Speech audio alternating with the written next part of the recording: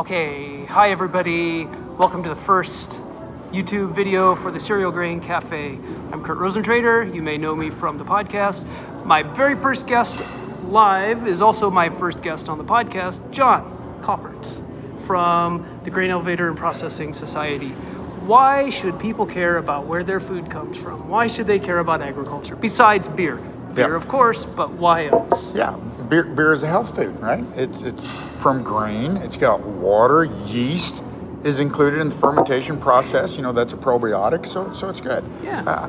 I think right there we just described why folks should be interested in agriculture. No, first of all, Kurt, thank you so much for having me, and for our viewers, it's great to be here with you all.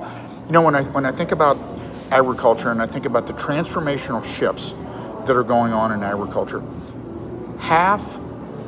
let me rephrase it.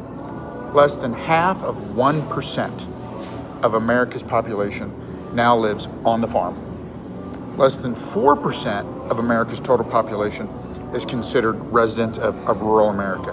Yet, these are the folks that feed, fuel, and clothe the entire world.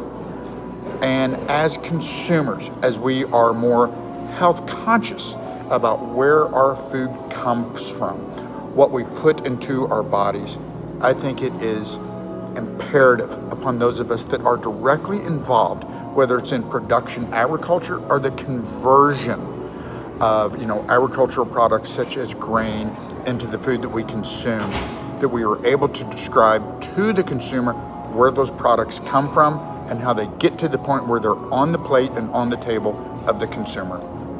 That's awesome. Thank you very much for your perspectives. You're welcome. I'll invite you back for more. Thank you all for tuning in to our very first broadcast.